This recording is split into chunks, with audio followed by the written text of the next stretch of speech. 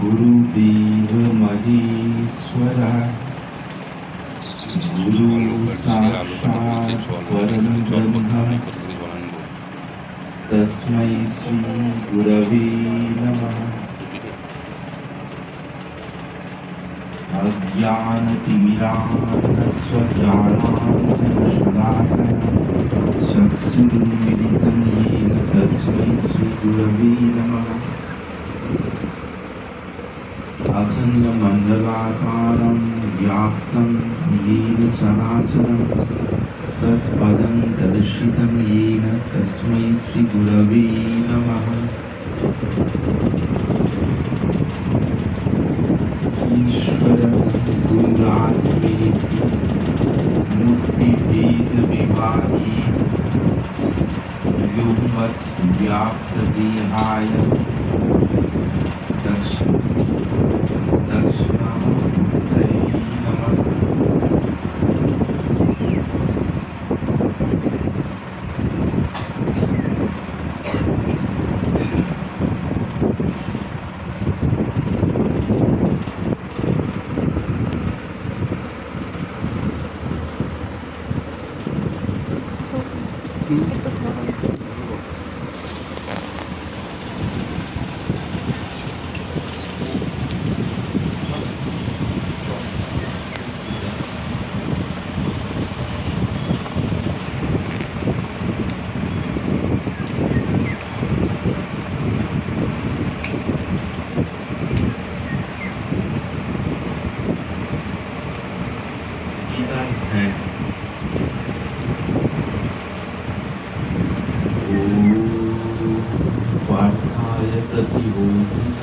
भगवता नारायणेन स्वयं व्यासेन ग्रथितां पुराणमुनिना मध्ये महाभारतम् अद्वैतामृतवर्षिणीं भगवतीमष्टादशाध्यायिनीं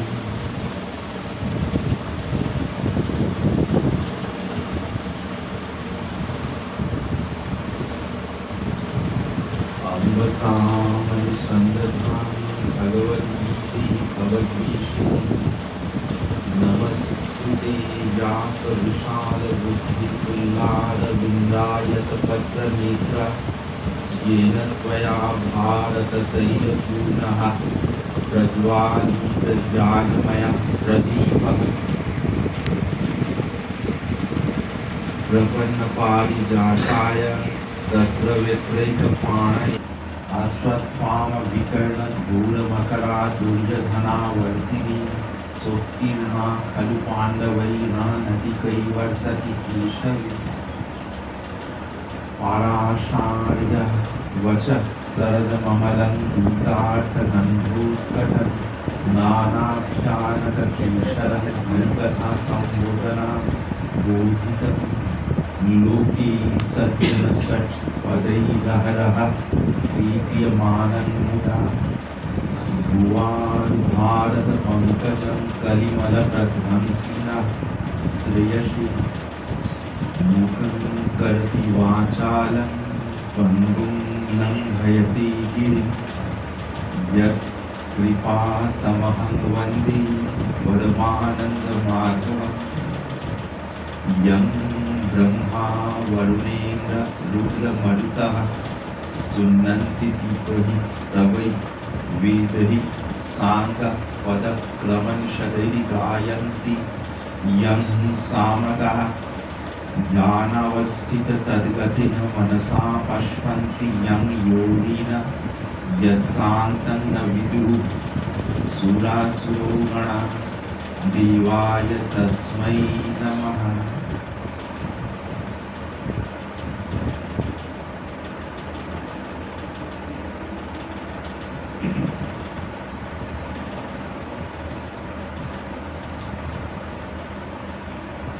গীতার ধ্যান তার বাংলা অনুবাদ করছিল। হে জননী ভগবদ গীতা,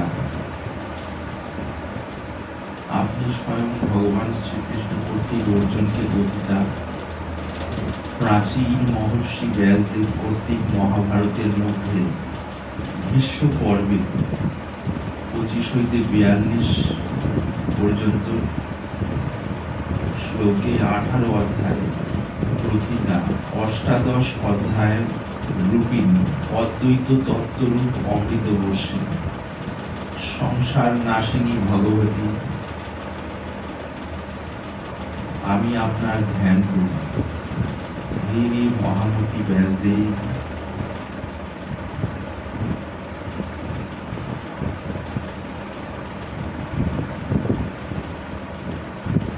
আপনার নয়নযুগল প্রস্ফুটিত পদ্মপত্র সদৃশ বিশাল, আপনি মহাভারত রূপ তৈলপূর্ণ জ্ঞানময় প্রদীপ প্রজ্বালিত করিয়াছেন, আপনাকে প্রণাম করি।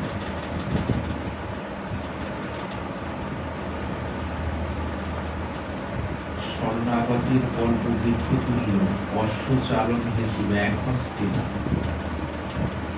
চাবুক ও লাগামধারী, গীতারূপ অমৃত গ্রহণকারী ও জ্ঞান মুদ্রা যুক্ত ভগবান শ্রীকৃষ্ণকে প্রণাম করি। উপনিষদ সমূহ যেন গাভী, সেই সকল গাভীর দগ্ধা শ্রীকৃষ্ণ, বৎস অর্থাৎ বাছুর অর্জুন, মহাদুগ্ধ অমৃতময়ী গীতা এবং বিবেকীগণই এই দুগ্ধের পানকর্তা। এখানে উদাহরণ পাচ্ছি আমরা উপনিষদ, যাকে আমরা মূলত বেদান্ত বলে থাকি। উপনিষদ যেন গাভী সম, গাভী মানে গোমাতায়, সেই সকল গাভীর দগ্ধা অর্থাৎ যিনি দুগ্ধ দহন করেন অর্থাৎ দুধ দহন, তিনি শ্রীকৃষ্ণ। আর বাছুর অর্থাৎ যে দুধ পান করে যেন বাছুর অর্জুন। আর মহাদুগ্ধ কি? দুধ হচ্ছে অমৃতময়ী গীতা এবং বিবেকীগণই এই দুগ্ধের পানকর্তা। খুব গুরুত্বপূর্ণ জায়গা। দিব্য বিষয় বিবেকীগণই ধারণ করতে পারেন, যাদের বিবেক সেভাবে আলো প্রজ্বলিত নয়, তারা শোনার পরও ধারণ করতে পারেন, যেহেতু বিষয়ের টান বেশি। কংস চানুর নামক দৈত্যদয় বিনাশী জননী দেবকী পরমানন্দদায়ক বসুদেব পুত্র জগৎগুরু ভগবান শ্রীকৃষ্ণকে বন্দনা করি। কুরুক্ষেত্র রূপ যুদ্ধ রূপী নদীতে যেন ভীষ্ম দ্রোণ তীরদ্বয়, জয়দ্রথ রূপ জল, গান্ধার রাজ রূপ পিচ্ছিল নীল প্রস্তর এবং শল্যরূপ কুম্ভীর, কৃপরূপ খরস্রোত, বর্ণরূপ উত্তাল তরঙ্গ, অশ্বত্থামা বিকর্ণরূপ ও বিকর্ণরূপ ভয়ঙ্কর মকরদ্বয় এবং দুর্যোধন রূপ আবর্ত ছিল। ভগবান শ্রীকৃষ্ণ কর্ণধার হওয়ায় পাণ্ডবগণ সেই রণনদী নিশ্চিত রূপে উত্তীর্ণ হইয়াছিল। পরাশর পুত্র ব্যাসদেবের বাক্যরূপ সরোবর জাত, পরাশর মুনি হয়েছিলেন, ঋষি হয়েছিলেন, তার পুত্র ব্যাসদেব, যিনি গীতার মূল এই ক্ষেত্রে, এবং হরি কথা প্রসঙ্গ দ্বারা প্রস্ফুটিত। এই কথাটি খুব গুরুত্বপূর্ণ। যার মন যত যত শুদ্ধ হবে তত তত আমরা বুঝতে পারবো হরি কথা বিষয়টি কি।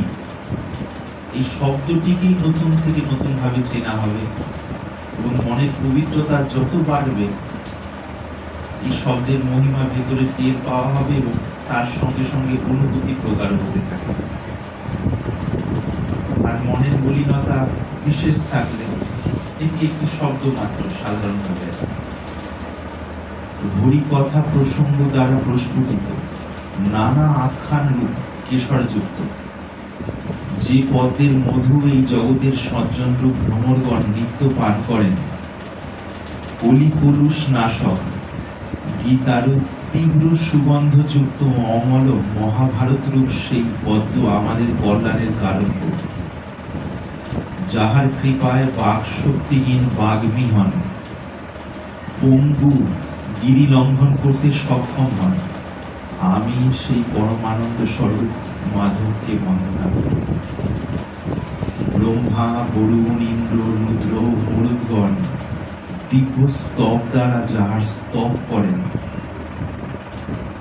সামগায়কগণ অঙ্গ, পদক্রম, ঔপনিষদ সহিত বেদ দ্বারা যাহার মহিমা গান করেন, যোগীগণ ধ্যানে তদ্গত চিত্ত হইয়া যাহাকে দর্শন করেন, এবং দেবাসুরগণ যাহার চরম তত্ত্ব অবগত নহেন, সেই পরম দেবতাকে প্রণাম করি।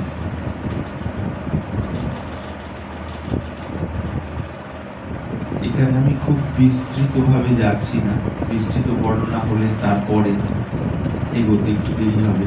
সেজন্য সার কথায় এর আগে গীতা পাঠ হয়েছিল প্রথম অধ্যায় পর্যন্ত, আজকে দ্বিতীয় অধ্যায় হবে। তার আগে গীতার ধ্যানের বিষয়গুলো আমরা একটু পড়লাম। তার সার কথা এই যে এখানে বিভিন্ন মহাভারতে যাদের বর্ণনা আমরা পাই তাদের অনেকের বর্ণনা দেওয়া হয়েছে এবং বিভিন্ন উপমা সহযোগে, উপমা মানে দৃষ্টান্ত, তিনি এমন, অমুকজন তেমন, ইত্যাদি ইত্যাদি করে। সেই বিষয়ে যদি বিস্তারে যাই তাহলে তারপরে প্রসঙ্গে যেহেতু এগোতে দেরি হবে, সেই জন্য বিস্তারে যাওয়া হচ্ছে না।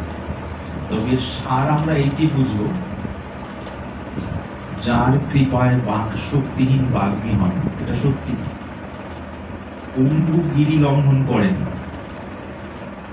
পঙ্গু মানে আমরা জানি, এখানে সার বুঝতে হবে অক্ষম ব্যক্তিও আশ্চর্যজনক কাজ করতে সক্ষম হন। দেখা গিয়েছে, কথা নয় এবং অতিরঞ্জন নয়, এবং আগেকার দিনে হতো, এখন হয় না, এই বর্তমান প্রযুক্তির যুগে সম্ভব নয়। এটা না জানার কারণে বলা, বহু বিভিন্ন জায়গায় সম্ভব হচ্ছে এবং হয়ে চলেছে। যদি আমরা একটু নিরপেক্ষভাবে খোঁজ করি তখন এগুলো বুঝতে পারবো এবং ভ্রান্ত ধারণা ভেঙে যাবে। তার কারণ ঈশ্বরের সৃষ্টিতে তার ইচ্ছায় যে কোনো সময় যে কোনো কিছুই হতে পারে। এখানে তর্কের বিষয় নয়, একটু অন্তরে শ্রদ্ধা জাগ্রত হলেই অলৌকিক ঘটনার মানে সিরিজ শুরু হয়ে যায় বিভিন্ন রকম ভাবে। সাধারণত সেগুলো বলা কাম্য নয়, সাধারণভাবে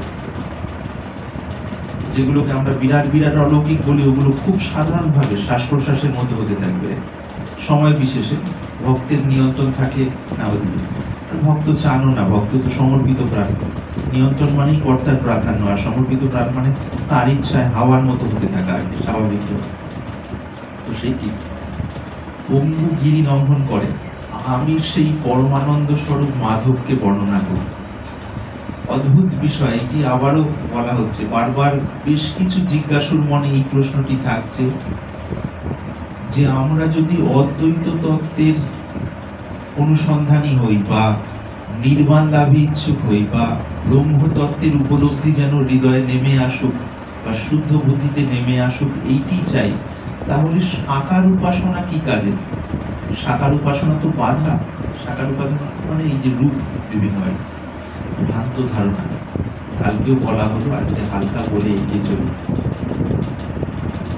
একটু মানে সাকার উপাসনা করতে করতে বা নিরাকার উপাসনা করতে করতে, দুটোই উপাসনার প্রণালী যদি ধরি, দুটোই সাবানের মতো, দুটোর উদ্দেশ্য হলো ময়লা দূর করা। যেই মলিনতা দূর হয়ে গিয়ে একটু দিব্যতার স্পর্শ আসে, তখন ওই যে আগের যে দ্বিধাদ্বন্দ্ব গুলো ছিল পুরনো ভূমিতে, পুরনো মনের ভূমি থেকে সেই দ্বিধাদ্বন্দ্ব চলে যায়। তখন আর সাকার নিরাকার এই ভেদ কিছু থাকে না।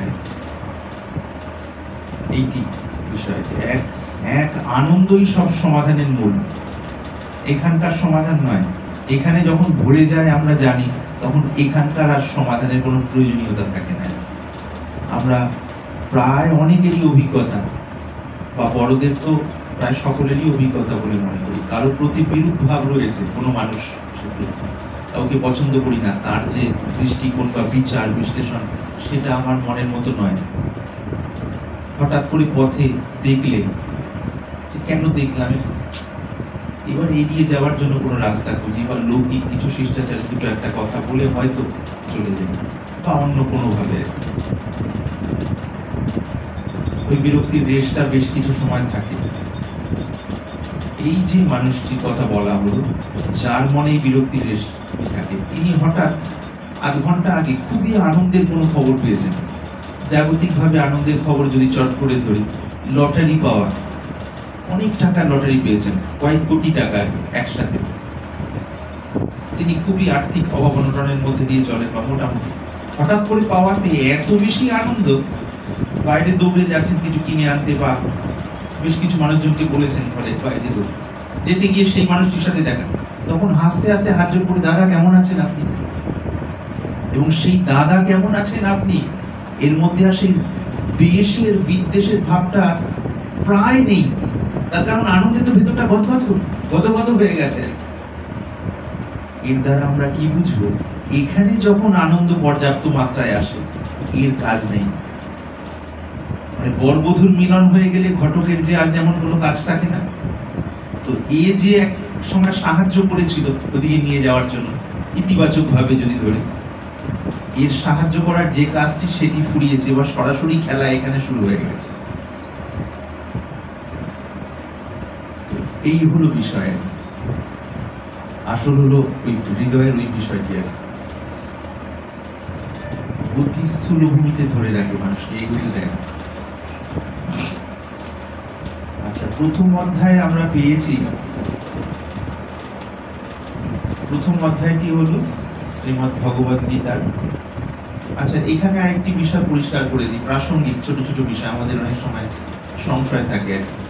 অনেকে কোথায় গিয়েছিলি? ওখানে গীতা পাঠ হচ্ছে, গিয়েছিলাম। আবার আরেকজন এসে বললেন, হ্যাঁ হ্যাঁ হয়তো ভাগবত শুনে এলাম। উনি বললেন, গীতা পাঠ হচ্ছে? ও হ্যাঁ হ্যাঁ, ওই গীতা পাঠ হচ্ছে। তো আমাদের অনেকের পরিষ্কার ধারণা থাকে না, গীতা আর ভাগবত এই দুটো যে পৃথক গ্রন্থ। গীতাতে ভগবান শ্রীকৃষ্ণের মুখে আমরা অর্জুনকে কেন্দ্র করে যে উপদেশ পাই বা যে বর্ণনা পাই, যেটা মানব মাত্রের জন্য প্রয়োজনীয় উপযোগী স্তর অনুযায়ী, সেই বিষয়গুলো রয়েছে সংক্ষেপে। আর ভাগবতে রয়েছে ভগবান, বিভিন্ন বিষয় রয়েছে ভাগবতে, তার মধ্যে তার প্রাণ কেন্দ্র হচ্ছে ভগবান শ্রীকৃষ্ণের মধুর লীলা। বহু লীলা রয়েছে, বহু লীলার মধ্যে সবকিছু থাকে না, সবের একটা কোর থাকে, মর্মস্থান থাকে। বাড়ি, বাড়ির মধ্যে বাইরের বিষয়, ঘর, ঘরের মধ্যে বৈঠকখানা, তার মধ্যে আবার শয়ন কক্ষ, শোয়ার ঘর, সেটাকে আরো নিবিড় ভাবে রাখা হয় সাধারণ দৃষ্টিতে যদি আমরা বুঝি। তো ভগবানের যত রকম লীলার বর্ণনা আমরা এখন পর্যন্ত জানি, তার মধ্যে সর্বোত্তম, মানে হৃদয়ে এর ডোবার জন্য সর্বোত্তম আস্বাদনের যদি বলা হয় মধুর লীলা, এটা শুদ্ধতা হলে এবং কারোর মধ্যে যদি নির্মাণের অবস্থা হয়, সেখানে তো বুঝতেই পারবেন।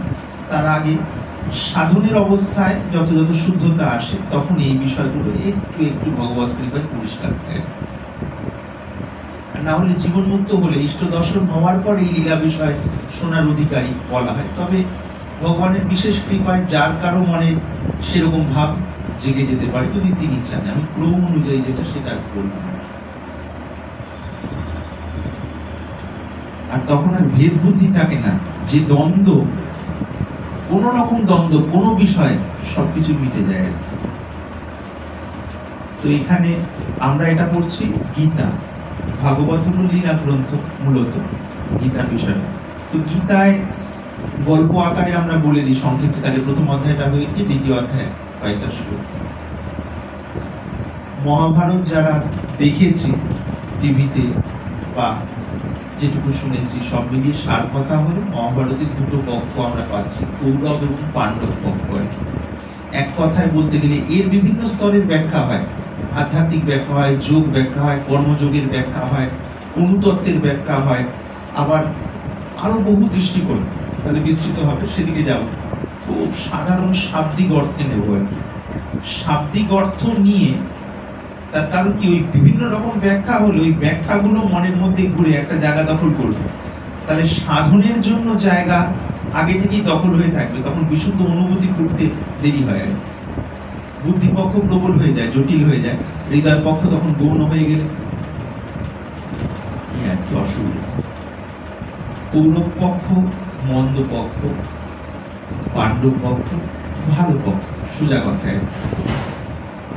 কৌরব পক্ষে অনেক মানুষের বর্ণনা আমরা পাই, অনেকেই হয়তো জানি, কম বেশি নাম, সেই বিষয়ে যাচ্ছি না। পাণ্ডব পক্ষের অনেকেই আমরা নাম জানি, পঞ্চপাণ্ডবের নাম তো জানি, তাছাড়াও আরো যারা যারা আছে। এই মন্দ পক্ষ এবং ভালো পক্ষ বলছি, কিছু কিছু মানুষ দিব্য আত্মা ছিলেন, তারা বিশেষ কারণে মন্দ পক্ষে শরীর নিয়ে থাকতে বাধ্য হয়েছিলেন। কিছু কিছু দিব্য আত্মা আর কি, হয়তো তার মধ্যে একাধিক জন জীবনমুক্ত ছিলেন আর কি। এর পিছনে বিভিন্ন রহস্য রয়েছে। আর ভগবান শ্রীকৃষ্ণ ছিলেন পাণ্ডবদের পক্ষে, যদিও নিরপেক্ষ এক হিসেবে দেখতে গেলে, আবার পক্ষেও ছিলেন বটে আর কি। এখানে সারথি হিসেবে, তো আমরা বুঝবো এখানে সারথি মানে ভগবান শ্রীকৃষ্ণ মানে গুরুর স্বরূপ আর কি। বলা হয় শাস্ত্রে, যতদূর মনে পড়ে শব্দটাই, আচার্যমান বিজানিয়াত, আমায় আচার্য রূপে জানবে। আচার্য মানে এখানে গুরু, যিনি পথ প্রদর্শন করেন, ভগবান শ্রীকৃষ্ণ বলছেন। তো এখানে তিনি সেই রূপ। তো ঠিক যুদ্ধ শুরু হওয়ার আগে অর্জুন বলছেন, একদিকে কৌরব পক্ষ কুরুক্ষেত্র রূপ ধর্মক্ষেত্র স্থলে, আরেকদিকে পাণ্ডব পক্ষ, উভয় পক্ষ সামনাসামনি অবস্থিত রয়েছে। ঠিক মাঝে যে ফাঁকা জায়গা, তো ভগবান শ্রীকৃষ্ণকে অর্জুন অনুরোধ করলেন, প্রার্থনা জানালেন যে হে কেশব, আমাদের এই রথটি আপনি সেই জায়গায় নিয়ে রাখুন যেটা উভয় পক্ষের মধ্যবর্তী স্থান। আমি তো পাণ্ডব পক্ষে রয়েছি, মধ্যবর্তী স্থানে থেকে আমি উভয় পক্ষের যোদ্ধাদের দেখতে চাই। এই হলো মূল বিষয়। এর সূক্ষ্ম ব্যাখ্যা যাচ্ছি না, তাহলে দীর্ঘ হয়ে যাবে। তো সেখানে গিয়ে দাঁড়ানো হলো এবং সেখানে দাঁড়িয়ে উভয় পক্ষে যাদের যাদের দেখছেন, দেখে অর্জুনের অন্তরে এই ভাব এলো যে উভয় পক্ষেই তো আমারই আত্মীয়, তাহলে আমি এনাদের সাথে যুদ্ধ করব কেন? যুদ্ধ করে রাজ্য লাভ করেও আমার কোনো শান্তি হবে না, কেন আমি আমার আত্মীয়কেই তো বধ করব বা আঘাত দিয়ে আহত করব। আমি সেরূপ চাই না, বরং আমি ভিক্ষা করেও যদি দুমুঠো অন্ন পেয়ে জীবনযাপন করতে হয় সেটা করব, কিন্তু আমি এই কার্য করব না। হে কেশব, আমাকে এই কার্যে আপনি নিয়োজিত করবেন না। এই কথাটি শুনতে মনে হচ্ছে খুব ভালো, কিন্তু আসলে বিষয়টা এই ভালো কথার মোড়কে ভেতরে অন্য দুর্বলতা রয়েছে। এটা মানুষ মাত্রে থাকে, সেই বিস্তারের দিকে যাচ্ছি না, মানে আমাদের মনের মধ্যেই থাকে। মানুষ মাত্র মানে মনেরই কভারেরই তো নাম মানুষ, মনের উপর একটা কভার দিয়ে দিলে তার নাম হয় মানুষের।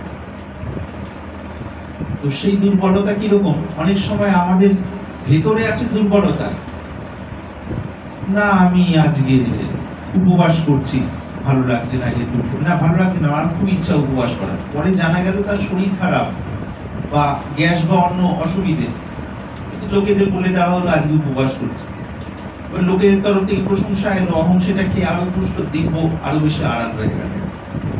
সেই কথাটাই যদি খুব সাধারণভাবে তুলে দিই, আজকে শরীরটা ভালো বলে আজকে খাবারের বিষয়টা বন্ধ রাখছি, তাতে শরীরটা স্বাভাবিক হয়ে যাবে, অস্বস্তি কেটে যাবে, এই আশায়। তাহলে অন্তরের সত্যের আলো ঢাকতো না, সত্যের আলো ঢাকলেই অশান্তি ভেতরে আছে। আমি তো ভুল বলে আসলাম, স্থূল ভাবে খাচ্ছি না ঠিকই, কিন্তু ওটা মানুষের সামনে তুলে ধরলাম অন্যভাবে, তার কারণে মনটা মলিন হলো। মলিনতা ইকুয়াল টু অশান্তি, নির্মলতা ইকুয়াল টু শান্তি। তো ঠিক তেমন এইখানে সেইভাবে তখন অর্জুনের মনের এই চালাকি বা তার মনের মধ্যে দিয়ে মায়ার প্রভাবে এই কথা বেরোচ্ছে, তিনি আবেগপ্রবণ হয়ে সেই সময় যে কর্তব্য করা সেইটি থেকে সরে আসার জন্য ওই যুক্তিগুলি দিচ্ছেন। আমরা অনেক সময় যুক্তি দিই শাস্ত্রে নিজের পক্ষকে সমর্থন করার জন্য, এবার অন্তরের সত্যতা যত কম থাকে তত যুক্তির বেশি মানুষ প্রয়োগ করতে থাকে, আর সত্যতা বেশি থাকে সেরকম থাকে যুক্তি দরকার। তখন অর্জুনকে বুঝিয়ে বলেন যে তা নয়, এখানে তোমার কর্তব্য করাই মূল উদ্দেশ্য, তাদের বধ করা বা না করা নয়। এগুলো এনারা সবাই আগে থেকে বধ হয়েই আছেন, শুধু তুমি এই ক্ষেত্রে মাধ্যম, যদি তুমি এই কাজটি না করো তাহলে তুমি কর্তব্য পালন না করার কারণে কর্তব্য থেকে চ্যুত হলে, সরে এসছো, এইরূপ ধরা হবে। সংক্ষেপে এইরকম বিভিন্ন যুক্তির মাধ্যমে অর্জুনের মনের যা যা সংশয় ছিল সেগুলো দূর করলেন, সন্দেহ দূর করলেন। এক সময় ধীরে ধীরে মন শান্ত হল। তো আমাদের জীবনে সাধন পথে চলতে গেলে বিভিন্ন স্তরে বিভিন্ন রকম সংশয় আসে। গুরু সাক্ষাৎ যদি থাকেন, স্থূলে থাকেন, সঙ্গ বলে সামনাসামনি আমরা সেই সংশয়গুলো দূর করার চেষ্টা করি। স্থূলে না থাকেন, দেহত্যাগ হয়ে গেছে, যদি দেহত্যাগের আগে গুরুর শিক্ষাবস্থা থেকে থাকে, দেহত্যাগ হয়ে যাওয়ার পর কিছু যায় আসে না, তখন ভালো কাজ করা যায়। তখন সূক্ষ্মভাবে প্রয়োজনে দর্শন দিয়ে, প্রয়োজনে বাণীর মাধ্যমে বা অন্য কোনো ভাবে একদম যার জন্য যেমন সেই রূপ নির্দেশ আসতে থাকে, এটি স্বাভাবিক এক।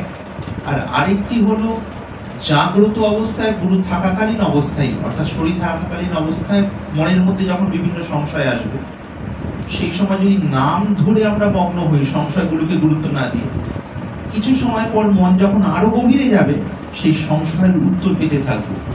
পরে সেই উত্তরও গুরুর মুখেও পাবো, স্থানকাল পরিস্থিতি বিশেষে, বা অন্য কোনো না কোনো জায়গা থেকে পাবো। উভয় পক্ষ মিলে গেলে মনের সংশয় দূর হয়ে যাবে। তার কারণ এই বিষয়টাই রহস্যের পথ। ভেতরে ঢুকলেই বিভিন্ন রকম এই ব্যাপারগুলো ঘটতে থাকবে, আর ভেতরে না ঢুকে কেবল বাইরের এসে থেকে বিভিন্নভাবে সমাধান করতে থাকলে এক সময় সমাধান করতে করতে ক্লান্ত হয়ে যাব, কিন্তু শেষে থেকে যাবে সেই সমাধান না হওয়ার অবস্থাটি, প্রথম যেটা ছিল সেটাই। আচ্ছা, এইবার অর্জুনকে মোটামুটি অর্জুনের যা যা শারীরিক সেই সময় মনের মধ্যে অবসন্ন ভাব, যুদ্ধ না করার প্রবৃত্তি ইত্যাদি যা হয়েছিল সেগুলো ধীরে ধীরে ধীরে কমলো। আমরা মনের মধ্যে যখন কোন একটা অবসাদ ডুবে যায় মন, তখন একটা উৎসাহ পাই না কোনো কাজ করতে, শরীরের সামর্থ্য থাকা সত্ত্বেও করতে পারছি না। আবার হঠাৎ করে যদি কেউ সংশয় দূর করে দেন এবং উৎসাহ জাগিয়ে দেন বা জেগে যায়, তখন দেখা যাচ্ছে খুব অল্প সামর্থ্য নিয়ে আমরা প্রবল কাজে প্রবৃত্ত হই। এইটিকেই আমরা জাগতিক ক্ষেত্রে আত্মবিশ্বাস বলে থাকি। ইংরেজিতে যে শব্দ আপনারা অনেকেই ব্যবহার করেন, কনফিডেন্স বলে আর কি, বা সেলফ কনফিডেন্স বলে আর কি, আত্মবিশ্বাস।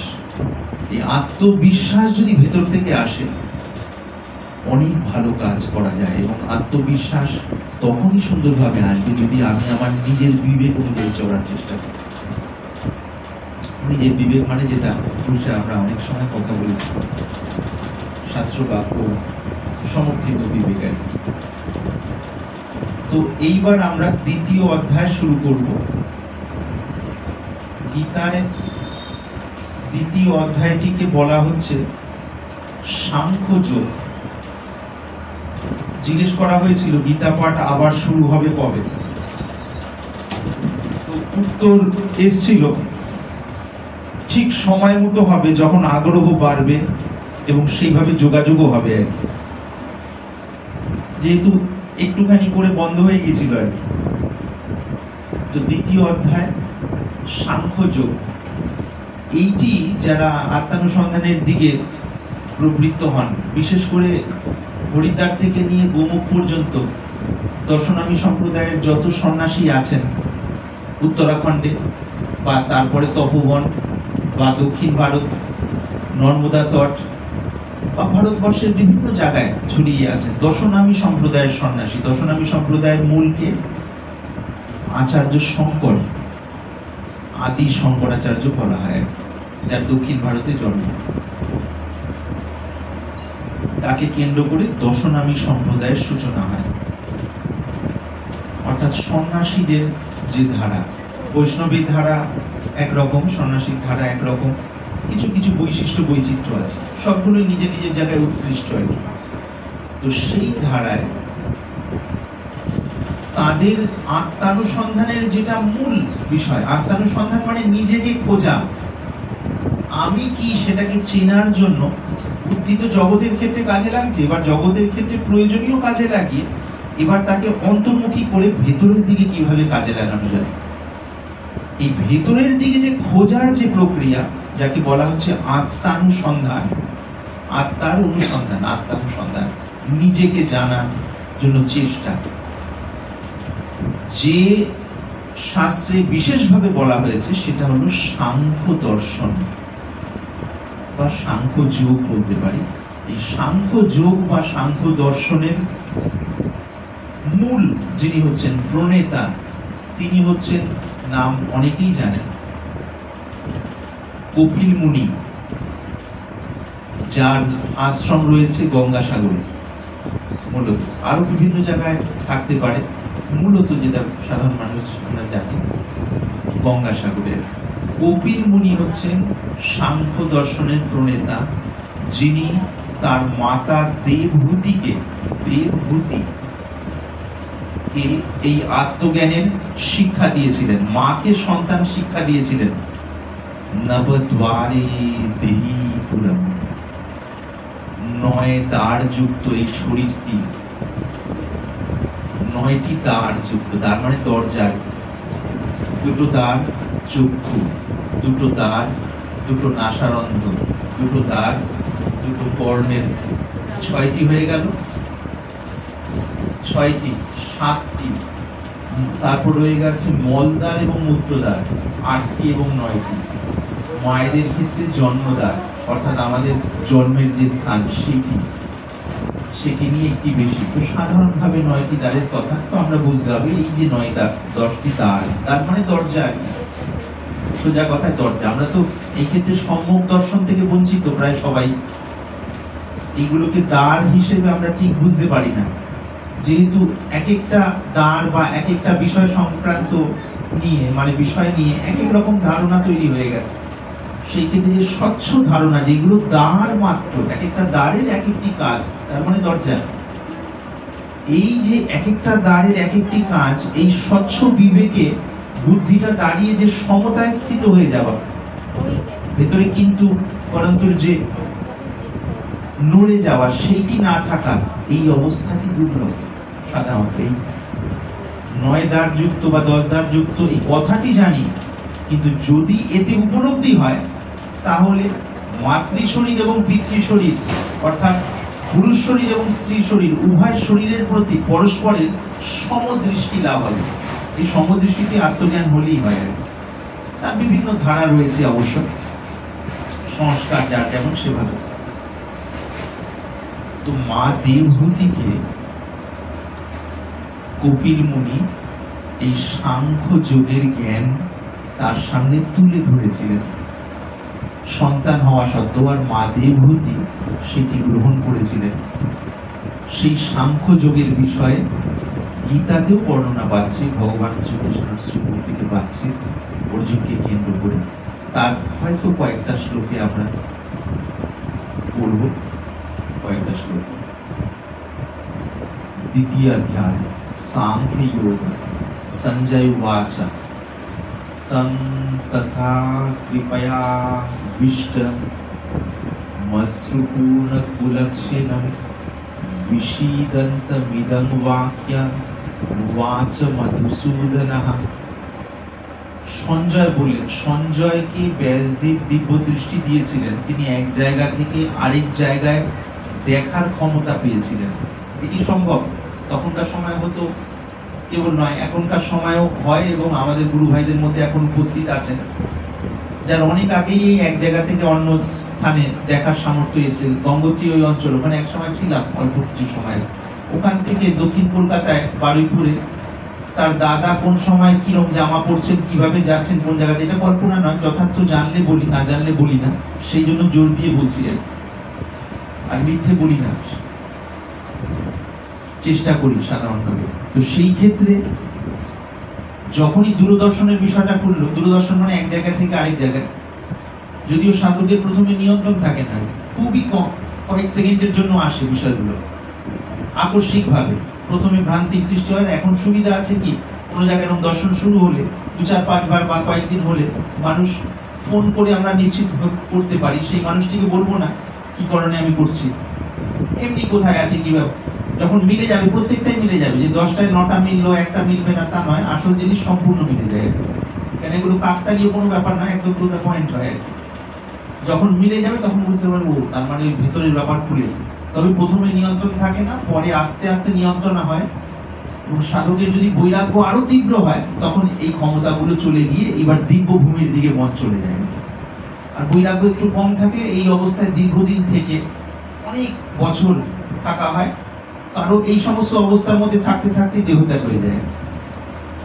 বৈরাগ্য ব্যাকুলতা তীব্র থাকলে কয়েক মাস বা বছর থাকতে থাকতে এগুলো হয়ে গিয়ে ওই মূলের দিকে, ইষ্ট দর্শনের দিকে চলে যায়। অবশ্য সিদ্ধাবস্থার পরে আসে এই অবস্থা, তখন ওই মন নিয়ন্ত্রণে থাকবে আর কি। তখন মন বিশেষভাবে একাগ্র করে বসলে তখন আস্তে আস্তে আসে আর কি। তো দূরদর্শন বলে বলা হয় যোগশাস্ত্রে এটাকে। তো আমাদের ওই গুরু ভাইটি আর কি বয়সে কয়েক বছর পরে দূর থেকে ওই দেখার বিষয়গুলো সত্য ঘটনা। তো এখানে সঞ্জয়কে, ওটা তো যোগ সাধন করে লাভ করা, তো সঞ্জয় বলে যে ব্যক্তিকে আমরা পাচ্ছি তাকে ব্যাসদেব কৃপা করে সেই শক্তিটি দিয়েছিলেন। সঞ্জয় রাজমহলে বসে ওই দূরে দেখে বলছিলেন সেই বিষয়গুলো। কি বলছেন?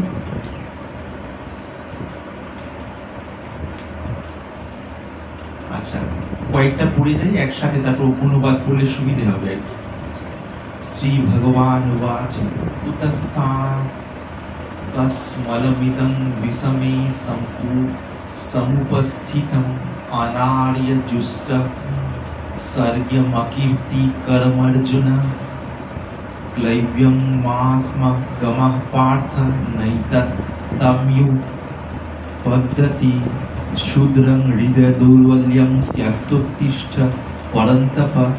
अर्जुनोवाच कथं भीष्ममहं सङ्ख्ये द्रोणं च मधुसूदन ईसुभिः प्रतियोत्स्यामि পূজারহা আরিসুদনা। সঞ্জয় বলিলেন, অর্জুন উক্ত প্রকারে দয়াদ্র হইয়া শোক করিতে লাগিলেন। অশ্রুপূর্ণ হওয়ায় তাহার চক্ষুদয় দর্শনে অসমর্থ হইল। তখন শ্রীকৃষ্ণ তাহাকে এই কথা বলিলেন। তখন শ্রীকৃষ্ণ তাকে, আমি এখানে সংক্ষেপ করছি, তাকে ধীরে ধীরে অনুভব করিয়ে দিলেন যে তুমি যে কথা বলছো সেটা পণ্ডিতের মতো কথা বলছো, কিন্তু তোমার অন্তরের দুর্বলতাকে ঢাকার জন্যই তোমার একটি চেষ্টা। কাজেই সেখান থেকে তুমি বেরিয়ে এসো এবং যথার্থ বিবেকে প্রতিষ্ঠিত হয়ে সেই রূপ করো আর কি। এবার আমি অনুবাদগুলো পড়ছি।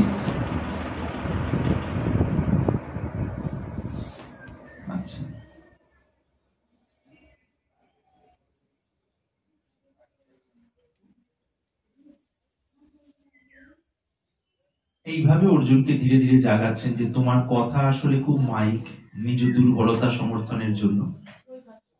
সেই রূপ না করে তুমি বেরিয়ে এসো। তারপর ভগবানের মুখে আমরা পাচ্ছি এখানে, শ্রী ভগবান উবাচ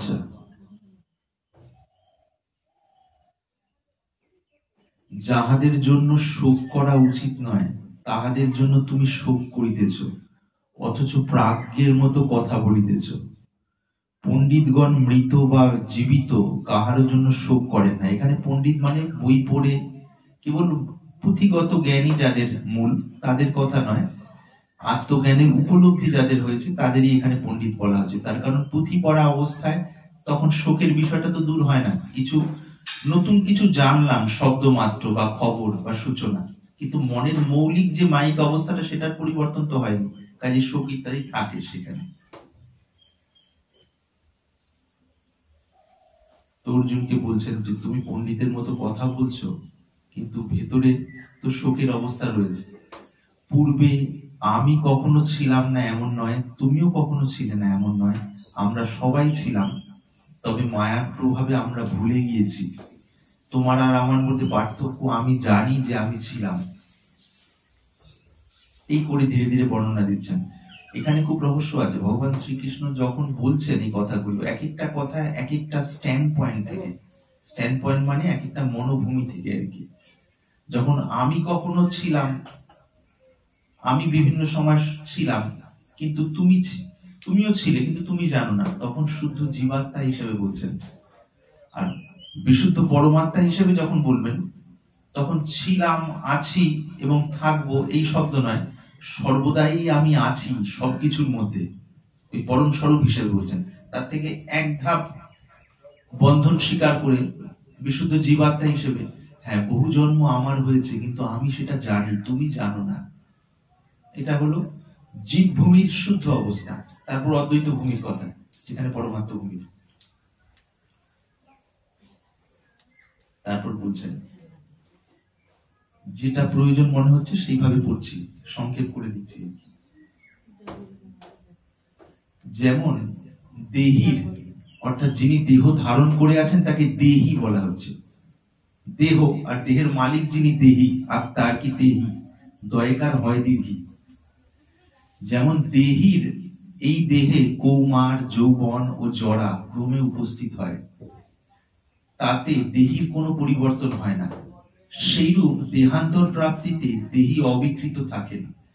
দেখি না আমরা ছোটবেলা থেকে যদি দেখি, অন্তত 13, 14, 15 বছর বয়সেরও যদি স্মৃতি থাকে, যাদের একটু বয়স, তারা দেখবো সেই সময় থেকে কৈশোর, যৌবন, প্রৌঢ় এই অবস্থাগুলো এসেছে, কিন্তু সবের মধ্যে অহং ভাবটা কিন্তু কমন হিসেবে থেকে আছে। অহং ভাবটার উপরে বিভিন্ন, মানে তার উপরে স্টোরেজ বেড়েছে আর কি। বহু সূচনা, বহু খবর, বহু জানা যেন সংগৃহীত হয়েছে একটা ভাড়ার ঘরে। কিন্তু সেই ভাড়ার ঘরে যেটা মূল প্রাণ অহং ভাব, ওটা কিন্তু মানে একই রকম আছে আর কি। তো অহং ভাবটাই যখন একই রকম আছে, সেটা আর পাল্টায় না কখনোই। তাহলে অহং ভাবের যে মালিক পরম দিব্য, তার তো পাল্টানোর কোনো প্রশ্নই নেই। কিন্তু আমরা এই অহং ভাবটিকে নিয়েও যদি খেয়াল করি, আরে এই অহং ভাবই তো বছর পর বছর সব জায়গায় একরকম আছে, তার উপরে বিভিন্ন রকম দৃষ্টিকোণ পাল্টাচ্ছে, বহু ভাবনা জুটছে বা কাটছাট হচ্ছে।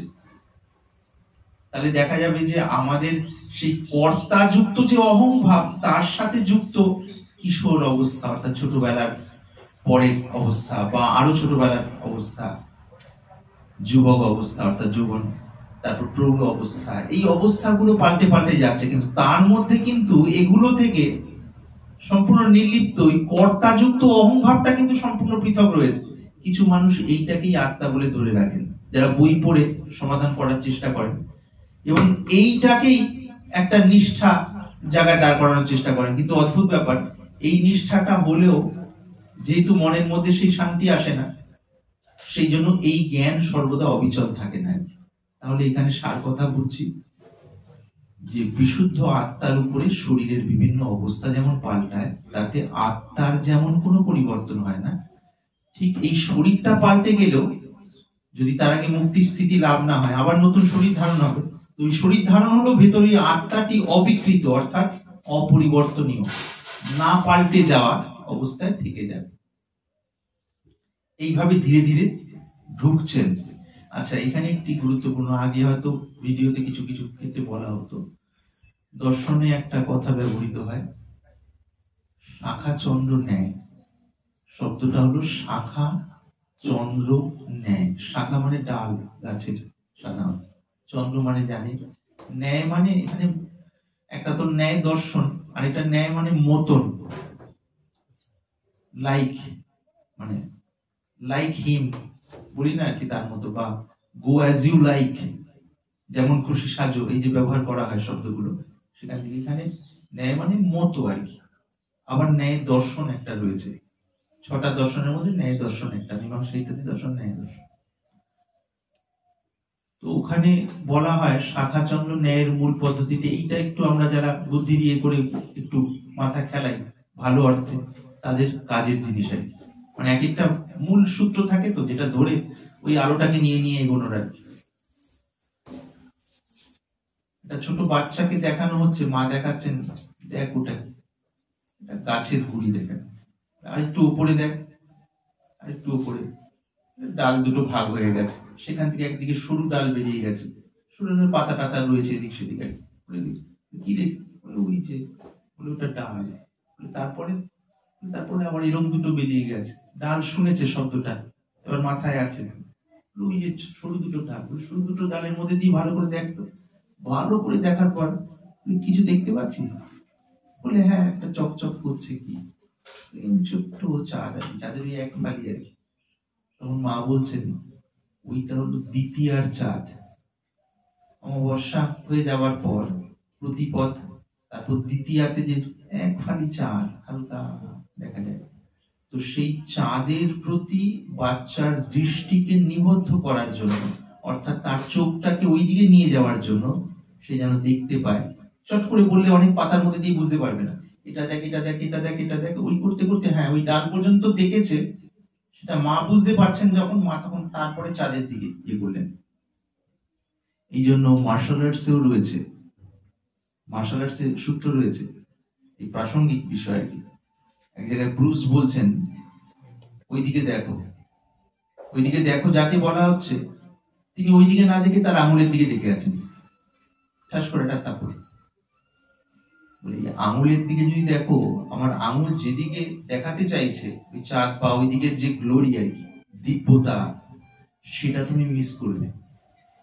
সেই জন্য বেদান্ত অনুসন্ধান যে বুদ্ধি দিয়ে আমি বাজিমাত করে দেব, অথচ বুদ্ধি স্থূল ও জাগতিক ভাবে ভরপুর, কামনা বাসনা কেবল নিজের স্বার্থে হয় না, তার আগে সেবা ইত্যাদি বিষয়গুলো করতে করতে মন শুদ্ধ হলে তখন আস্তে আস্তে বুদ্ধি অন্তর্মুখী যাত্রা করার যোগ্যতা অর্জন করে। কেন বুদ্ধির সাথে যদি হৃদয় না যায়, উপলব্ধি হবে না, তো কতগুলি ইনফরমেশন হবে, আর ইনফরমেশন সমাধান না। কিন্তু ইতিহাস, ভূগোল, গণিত, অন্যান্য বইপত্র পড়ে যেমন ইনফরমেশন কালেক্ট করা হয়, ঠিক সেমন আর কি, সেগুলো করে অন্তরের খিদে মেটে না কিন্তু স্থায়ীভাবে। সেই কারণে ইদানিং কালে জ্ঞান মার্গের চর্চা যারা করছেন, বুঝতে পারছি তারা কেউই জ্ঞান মার্গের অরিজিনালি চর্চা করছেন না। তার কারণ জ্ঞান মার্গের ভূমি দিয়েই আমাদের আসতে হয়েছিল মূলত আর কি। সেজন্য পালস বিটের এক একটা জায়গাগুলো মানে সেই হিসাবে পরিষ্কার থাকাতে তখন দুঃখ লাগে আর কি, ঋষিদের এই দিব্য জিনিস নিয়ে মানুষ ছেলে খেলা করছে। তীব্র বৈরাগ্য না হলে জ্ঞান মার্গের অধিকারই নেই আর কি। স্থূল বাসনা, অন্য মানুষকে বিট করার জন্য চেষ্টা করছেন বিভিন্ন সময়, তিনি আবার বেদান্ত চর্চা কিভাবে করবেন? তো মনটা তো অন্য স্তরে দাঁড়িয়ে আছে, এটা তো একটা এমনি বিচার হচ্ছে। সেই কারণে খেয়াল করে দেখবেন আপনারা যে একটা সময় থেকে, কিছু মাস বা বছর থেকে, প্রথম দিকে আস্তে আস্তে আস্তে আস্তে জ্ঞান মার্গের যে চর্চাগুলো একটা সময় হয়েছিল, সেগুলোর প্রতি উদাসীন হয়ে যাওয়া, অর্থাৎ কম ভিডিও। তারপরে একটা সময় সরাসরি বলতে থাকা যে এর দ্বারা বিশেষ লাভ হচ্ছে না।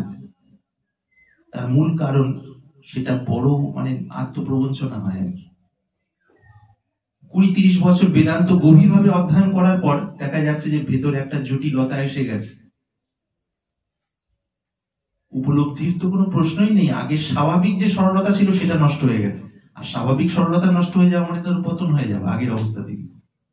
দিব্য বস্তুর তো প্রশ্নই নেই। তখন আড়ে ঠাড়ে মানুষ উপায় খুঁজছে অন্যান্য এ পথের পথিকদের কাছে, আমি বেদান্তি বা জ্ঞান মার্গের পথিক, এটাকে জানান দেওয়ার কোনো না কোনো উপায় আমার চাই। সেটা জানিয়ে বুঝিয়ে দেবো যে আমি উৎকৃষ্ট স্তরের উত্তম অধিকারী, সেই জন্যই জ্ঞান মার্গের পথে চলছি। তার মানে তো স্থূল স্তর, ওখানে গিয়েও স্থূল প্রতিযোগিতার খোরাক জোগাড় করে নিয়েছি। এই কদর্য মানসিকতাগুলো দেখতে পাওয়া যায় মানুষের কমেন্টস এর মধ্যে দিয়ে, বক্তব্যের মধ্যে দিয়ে, ইউটিউবে, আমাদের গ্রুপে বিভিন্ন মেসেজের মধ্যে দিয়ে। তখন হাসি, মানে এটা অবশ্য সাধারণ পক্ষের দৃষ্টিতে হাসি পায় যে কিভাবে নিজের বন্ধন নিজে বাড়াচ্ছি, কষ্ট বাড়াচ্ছি আর কি। আর ভক্তির দৃষ্টিতে মনে হয় দেখো ভগবান চাইছেন না এনাদের মধ্যে মুক্ত হওয়ার জন্য আর কি, অথচ তিনি আবার কোনো না কোনো রূপে তার সামনে মুক্তের হওয়ার জন্য কড়া নাড়ছেন। আবার তিনি ওই ঘরগুলোর মধ্যে না, আমরা চাইছি না, আমরা এখানে থাকবো কোনো না কোনো ভাবে আর কি। এই অদ্ভুত লীলা আর কি। উপলব্ধি হলে তখন ভয়ঙ্কর অবস্থা হয় আর কি। মানে যথার্থ উপলব্ধি না হলে মানুষের অন্তরের দুঃখ বুঝতে পারেন, জীবন মুক্ত না হলে দুঃখের বিষয়টা কি মানুষ বুঝতেই পারে না। স্থূল কামনা বাসনা টানাপোড়নে যেটা সাংসারিক ভাবের, এইটুকুই বোঝেন আর কি। যেই মুহূর্তে জীবন মুক্ত অবস্থায় স্থিত হল, তখন বিরাট দুঃখ আর বিরাট আনন্দের অনুভূতি, যুগপৎ হওয়ার হৃদয়টা তৈরি হয় তখন। এমন অবস্থায় এসে হাজির হয় সাধকদের, বুঝতে পারা যাচ্ছে সামনে কোনো বিপদ স্থূল শারীরিক ভাবে, কিন্তু বলার উপায় নেই, কারণ বলা নিষেধ সেখানে। বললেও সেটা শুনবেন না, তিনি কোনোভাবেই শুনতে পারবেন না আর কি। সেই জন্য শক্তিগুলো জাগলে তখন যদি ভেতরের স্থিতি সেইরূপ না হয়, যার শক্তি জাগে তার ভেতরের অবস্থা টালমাটাল হয়ে আরো নিচের দিকে পড়ে যায় আর কি। সেই জন্য বারবারই বলা হচ্ছে নিষ্ঠা সহকারে সাধন করা, সাধন করতে করতে যাবে যদি শক্তি জাগে, ভক্তরা সমর্পণ করে দেন ইষ্ট বা গুরুর চরণে। আর যাদের জ্ঞানের ভাব বিশেষ তারাও সেরম করেন। কেউ কেউ তীব্র বৈরাগ্যের ইয়েতে ওর প্রতি উদাসীন দৃষ্টিতে চলে, কারণ ওগুলো ভয়ঙ্কর বাধা। কাম, ক্রোধ, লোভ, মোহ সেই তুলনায় অনেক কম জড়ি বাঁধা আর কি। দেখা গেছে মন ওখান থেকে বেরোতে পারে। একটা সাধারণ ক্ষমতা পেয়ে গেলে মানুষ পাগলের মতোটাকে মানে প্রচার করার জন্য ছটফট করতে থাকে না, একটু ভেতরে তারে তারে লেগে গেলেই বিভিন্ন ঘটনা করতে থাকে। ওটাকে চাপা মুশকিল। খুব ভক্তির ভাব যদি ভেতরে আসে সাধন অবস্থায়, তখন ওগুলো আস্তে আস্তে চাপা পড়ে। নাহলে ওগুলো মানে ওই ছোট্ট ডোবাতে হাতি নামলে যেমন উথাল পাতাল করে দেয়, সেরকম করে দেয়। সেই জন্য বিশেষ ক্ষতিকর জিনিস হলো অলৌকিক ক্ষমতা আর কি। সেটা জাগলে আর এই জীবনে সাধারণত বেরোতে পারা যায় না। কারণ প্রত্যেকে বেরিয়ে আসলেও আসা যায় অনেকটাই সহজে, কিন্তু ওখান থেকে বেরোনো মুশকিল। তার কারণ কি, একটা সাধারণ মানুষ জাগতিক কোন একটা ছোট্ট প্রতিভা কারোর মধ্যে বিকাশ হয়েছে, ধরলাম গানের বা ধরলাম অন্য কিছু বা পড়াশোনা, বা সেটাকে জানান দেওয়ার জন্য সে প্রাণপণ কত রকম যে টেকনিক অ্যাপ্লাই করে আর কি। সে মানে মনটা আর কি সেই আধারের মধ্যে দিয়ে। এখানে অলৌকিক ক্ষমতা, দূরের জিনিস দেখতে পাওয়া যাচ্ছে পরিষ্কার, মানুষ আসছে বলে যাচ্ছে, মানুষের দিকে চাইলে তার মনকে নিজের মনের মতো দেখতে পাওয়া যায় এবং বলতে। বাট এগুলো যদি কারোর মধ্যে সামান্য আসতে থাকে, সাময়িক ভাবে অবশ্য প্রথম দিকে, তখন না বলে থাকতে পারাটা মুশকিল হয়ে যাবে।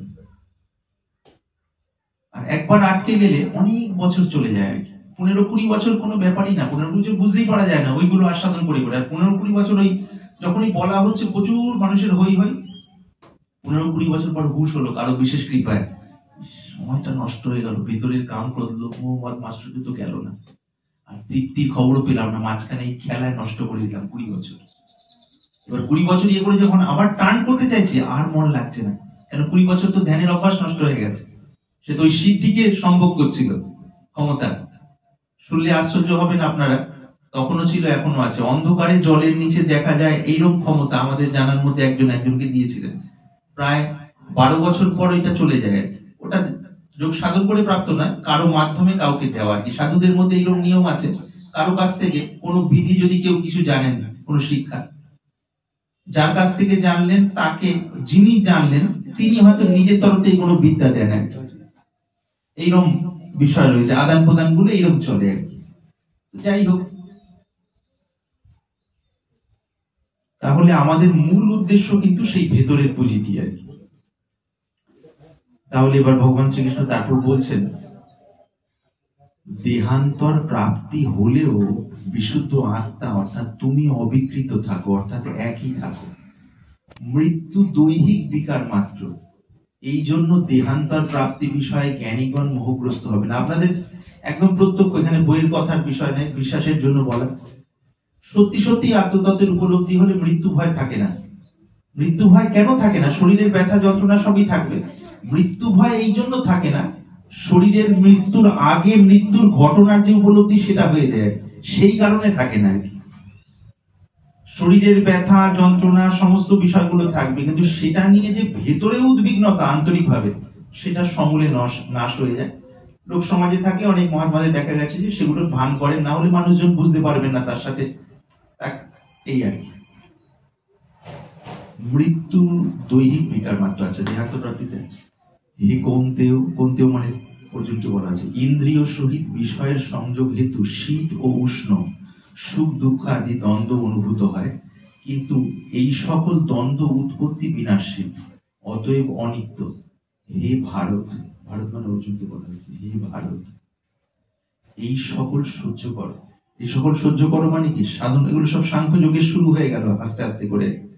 তাহলে চলতে গেলে 6টি বিকার, কাম ক্রোধ লোভ মোহ মদ মাৎসর্য আমাদের এসে সময় সময় ব্যাকুল করে দিচ্ছে। তাহলে আমরা ওর থেকে বাঁচার জন্য ছেড়ে দেবো না, সহ্য করব, উপেক্ষা করবো। আর এদিকে একটা জিনিস ধরবো কি? নিজের সাধনের বিষয় নাম। তার মধ্যে কখনো কখনো পথ থেকে সরে গেলেও আবার সঙ্গে সঙ্গে সামনে নিয়ে আবার চলে আসবো। এইরূপ পুনঃ পুনঃ করতে করতে ভিতরের ক্ষমতার বিকাশ হয় এবং আমরা এগোতে থাকি। আরো বহু কিছু হয়, চলতে চলতে সেটা বোঝা যায়। কাজে হে অর্জুন, তুমি এই সকল সহ্য করো, শীত উষ্ণ সুখ দুঃখ আদি দ্বন্দ্ব অনুভূত হয়, কিন্তু এই সকল উৎপত্তি বিনাশী অর্থাৎ আসা যাওয়া করে, এগুলি তুমি সহ্য করো। দেখুন অদ্ভুত বিষয়, উদ্বোধন থেকে প্রকাশিত হয়েছে, তাতেও বানান ভুল। গীতা গ্রন্থের মধ্যে কারণ বর্ণন কয়াকার রং মূর্ধন্য লেখা আছে। কয়াকার রং মূর্ধন্য কারণ মানে মদ, কজ মানে যেটা কারণ CUSE কজ, সেটা কয়াকার রং দন্তান্ন। তো আজকাল গুগলেও দেখছি বিভিন্ন জায়গায় এই ক্ষেত্রে এই মূর্ধন্যটাই দিয়ে। এটা বলার উদ্দেশ্য আর কিছু না, মানে মানুষের পারফেকশন বিভিন্ন ক্ষেত্রে কেমন কম হয়ে যাচ্ছে, এই কম হওয়া অবস্থাটাকেই একটা বর্তমান চলনসই সেটআপ তৈরি করে সেটাকে চালানোর একটা টেকনিক। একসাথে 5 লক্ষ লোক যদি ভুল করেন, দুজন মানুষ বলেন না এটা ঠিক নয়, না না এখন এটা চলে, কিন্তু এখন এটা চলে পিছনে সাইকোলজিটা কি? সূক্ষ্মতা কম, ধৈর্য কম, গভীরভাবে অধ্যয়ন কম বলে ভুলের মাত্রা বেশি হয়ে গেছে। কর্তা ব্যক্তি যারা তারা দেখছেন যে আমরাও তো প্রচুর ভুলে ভরা, তাই একমাত্র সম্মান বাঁচানোর উপায় হলো এটা। এটা এখন চলছে, এটাই ট্রেন্ড বা এটাই সিস্টেম। এটা বলে দিলে আর ঠিক আছে, ওই দুজন মানুষ অ্যাবনর্মাল বলে। এটা বলার উদ্দেশ্য এখানে এটাই, আমরা সূক্ষ্মতা যেন না হারাই। সব ক্ষেত্রে না না হয়ে যাবে, এই না না হয়ে যাবে এটা বড় ভয়ঙ্কর। সব ক্ষেত্রে কম্প্রোমাইজিং যে টেন্ডেন্সি, আপোষ করে নেওয়ার টেন্ডেন্সি সব ক্ষেত্রে ভালো না, অন্তত নিজের সাধনের ক্ষেত্রে তো উচিত নয়। তাহলে সেটা ঢিলেমি প্রশ্রয় পায়, স্থূল অবস্থা থেকে ওদিকে যেতে দেরি হয়, একটা অসুবিধা হয়, বুঝতে হয় প্রসঙ্গ করলে। কারণ হে পুরুষ শ্রেষ্ঠ, সুখে দুঃখে অবিচলিত হে জ্ঞানী, যে জ্ঞানী ব্যক্তিকে শীত উষ্ণাদি দ্বন্দ্ব বিচলিত করিতে পারে না, তিনি অমৃতত্ব লাভের প্রকৃত অধিকারী। অমৃতত্ব মানে ওই নিজের অমর স্বরূপকে জানা আর কি। অমর স্বরূপ মানে বিশুদ্ধ আত্মা, জানা মানে ওই বুঝে নিলাম তা না, সেটাই আমি এই উপলব্ধি হওয়ার। আচ্ছা, এই জায়গাটা একটা সূক্ষ্ম দিকের আভাস বলে রাখি। থিওরিটিক্যালিও মানে তাত্ত্বিক ভাবেও যদি আমরা কেউ খানিকটা এটা মনে থাকে তো কোনো অসুবিধা নেই, ভালোই। অনেকের ধারণা যে আরে অদ্বৈত এদিকে সগুণ সাকারের ভূমি বিষয় এমন শুনি, অদ্বৈত ভূমি হলে এগুলো তো থাকে না, সগুণ সাকারের মধ্যে দিয়ে যাওয়া শেষে অদ্বৈতের লয়। এই যে দর্শনটা আর কি, বা এই যে আন্ডারস্ট্যান্ডিং, এই যে বোঝা বিষয়টা, এটাও খুব আংশিক বোঝা। তার কারণ আমরা প্রণালী অনুযায়ী শাস্ত্র পড়িনি, প্রণালী অনুযায়ী সাধনও সেভাবে করা হয় না। আমাদের মনে সার্বিকভাবে যেখান থেকে যা কিছু মানে সূচনা পাচ্ছি তার সার কথা এইটাই বুঝে রাখি, যেটা আমরা বললাম যে সগুণ সাকারের মধ্যে দিয়ে নিরাকারে যাওয়া। এবার নিরাকারের পরে যে আবার নতুন করে দিব্য সাকারের উদয় হয়, সেই বিষয়ে শাস্ত্রের যেখানে আকার ইঙ্গিতে আছে, যে গভীর বা যে ব্যাপ্তি নিয়ে শাস্ত্র অধ্যয়ন করলে সেটা থিওরিটিক্যালি জানা যায়, সেই গভীর বা ব্যাপ্তির সঙ্গে অধ্যয়নও নেই মানুষের। মানুষ মানে সাধারণ পণ্ডিতদের কথা বলছি, খুব আকারে ইঙ্গিতে বিভিন্ন জায়গায় একদম পরিষ্কার করে রাখা আছে। নির্গুণ নিরাকারের সাক্ষাৎকারের পর আরেকটা দিব্য ভূমি আছে, যেখানে নির্গুণ নিরাকার এবং সাকার মিলেমিশে একাকার হয়ে যায়। একই সাথে নির্গুণ নিরাকার, একই সাথে সাকার তার সাক্ষাৎকার শুরু হয়। সেটা হলে তখন পূর্ণতার বিষয়টা আসে। তার আগে পর্যন্ত এক পেশে ব্যাপার হয়ে যায়। শুধু সাকার সাকার সাকার হলে একরকম হয়, শুধু নিরাকার নিরাকার নিরাকার মানে অরিজিনাল আর কি, থিওরি নয়, উপলব্ধির জায়গা যদি হয় তবুও এক পেশে হয়। ওই পরের দিব্যতা করলে তখন নিরাকারের দিব্য ভূমি, নির্বাণ ভূমির পরে যে চিন্ময় লোকের আবির্ভাব হয়, যেখানে এই মাপযোগ নেই, যার অনন্ত, যার কোনো সৃষ্টিও নেই, বিনাশও নেই, সেই বিষয়গুলো তখন ভুগতে থাকে। যেহেতু এগুলো সাধারণ বুদ্ধির অগম্য, সাধারণ সাধক যাদের এই যে ক্ষমতা, অলৌকিক ক্ষমতা ইত্যাদি বলা হলো, এর থেকে বহুগুণ উচ্চ স্তরের অলৌকিক ক্ষমতা সম্পন্ন যদি সাধক হন, তাদেরও মানে সত্যি কথা বলতে রেঞ্জের বাইরে হিসেবে এইটা যেটা এখন আমরা কথা বলছি চিন্ময় ভূমির কথা, সেই জন্য এগুলো শাস্ত্রে বিভিন্ন জায়গায় খুব আকারে ইঙ্গিতে আছে। একটা হালকা আভাস দিচ্ছি, হয়তো নাম কেউ কেউ জানতে পারেন বা নাও শোনা হতে পারে। ডক্টর মহানামব্রত ব্রহ্মচারী, যিনি ছিলেন হরিপুরের জগৎবন্ধু সুন্দরের ধারা থেকে, গভীর অধ্যয়ন করেছিলেন, মানে সেই বিষয়ে পড়াশোনার বিষয় সাধনা করে জীবন মুক্ত স্থিতি লাভ করে নেন। এবং সেই সময়কার ডায়েরি ইত্যাদি গুলো বা লেখাগুলো ছাপা হয়, পড়ার সুযোগ হয়েছিল। বছর 26 আগের কথা বোধহয় এটা প্রায়। দেখলাম জীবন মুক্ত স্থিতি মানে সোজা কথা বিশুদ্ধ আত্মজ্ঞান বা ব্রাহ্মী স্থিতি। তার অনেক পরে এক জায়গায় লিখছেন, যতদূর মনে পড়ে না, অমুক তারিখে গুরু কৃপায় গোপী ভাবে প্রবেশ হইল। আমরা সাধারণভাবে জীবন মুক্ত, ব্রহ্মজ্ঞান, আত্মজ্ঞান হয়ে গেল মানে হয়ে গেল, আসলে তা নয়। আজকে সোজা কথাটাই বলে দিই, যে যতটা পারবেন নেবেন, সাধন পথে চলতে চলতে প্রকাশিত হবে। একটা উল্টো কথা বলি, তথাকথিত উল্টো কথা, এটা সাধারণত হয়তো শুনেননি বা শুনলেও হয়তো মনে না থাকারই কথা। সিদ্ধাবস্থার শুরুটাই হলো ব্রহ্মজ্ঞান, দ্বিতীয় ধাপ যোগ, তৃতীয় ধাপ লীলা। এই কথাটা সাধারণত শোনেননি বা শোনার কথা নয়, এত কম, কিন্তু এর প্রমাণ রয়েছে, শাস্ত্র থেকে দেখা যায়। আর চলতে চলতে শুরুটাই ব্রহ্মজ্ঞান। ঋষিরা পুরনো সময় ব্রহ্মজ্ঞানের বিষয়টা কিভাবে শিষ্যের মধ্যে জাগে তার জন্য যা যা করণীয় করতেন। মহাপুরুষ এই ক্ষেত্রে, প্রেমিক মহাপুরুষ তারা বলছেন যে কোনোভাবে ঋষিরা, একদম এই শব্দটি আছে, শিষ্যদের ব্রহ্ম জ্ঞানটি করায় লইতেন। শব্দটা এরকম, করায় লইতেন। তারপরে যথার্থ যোগের সূচনা হইতো। যোগ মানে ক্রিয়াকাণ্ড, এগুলো নয় আর কি, ওই দিকে এসে পারে। ব্রহ্মজ্ঞানে ব্রাহ্মী স্থিতি হলো, কিন্তু তারপর একটা যোগের অবস্থা আছে, সেটা মানে বৈচিত্র্য অন্যরকম আর কি। সেটা না হলে বা সেরকম গভীর সাধন না করলে বললে ব্যাপারটা ধারণ হবে না। তথাপি ওই ব্লু প্রিন্টের মতো হালকা আভাস দেওয়ার বিষয়টা রয়েছে। সেইটি হওয়ার পর কারো কারো মধ্যে পঞ্চম পুরুষার্থ খোলে। মানে বহু জীবনমুক্ত মহাপুরুষ, সাধক নন কিন্তু জীবনমুক্ত মহাপুরুষ, সাধন শেষ হয়ে গেছে, এবার স্বাভাবিকভাবে যেমন সেই বহু জীবন মুক্তর মধ্যে কারো কারো মধ্যে ওই লীলা তত্ত্ব খুলে আর কি। লীলা তত্ত্ব মানে ভাবনা চিন্তা নয়, মনে মনে ভেবে এটার সাথে ওটা মিলিয়ে ওরকম নয়, প্রত্যক্ষ দিব্য দর্শন, তার সাথে এই যে বাস্তব জগৎ বলে যেগুলোকে মনে করছে, এর প্রত্যক্ষ যোগাযোগ আছে কিন্তু।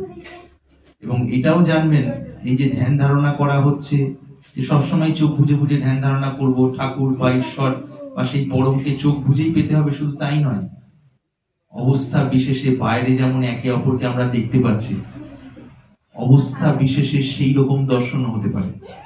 অবশ্যই সেই দর্শনের ক্ষেত্রে যিনি, যার দর্শন হবে তার নিয়ন্ত্রণে নয়, যিনি দর্শন দেন তার নিয়ন্ত্রণে। সবই অবস্থা বিশেষ। কাছে কোনো নিজের তরফ থেকে কোনো দার্শনিক আইডিয়া তৈরি করা মানেই তিনি বিপদে ফেসে গেছেন।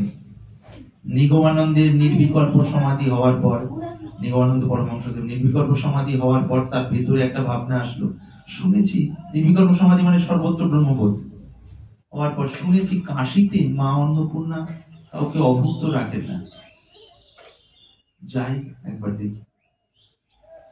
গিয়ে পৌঁছালেন, সংক্ষেপে হয়তো আপনারা জানেন প্রসঙ্গটা। কোন একটা নির্জন ঘাটের ওখানে বসে কাউকেই বললেন না যে আমি অভুক্ত আছি, স্বাভাবিকভাবে আসতেই করে। এবার জীবন মুক্ত মহাপুরুষের বসা মানে কি? অরিজিনালি যদি বসা, মানুষকে ইয়ে করার জন্য বসা, সেটা একটা রকম।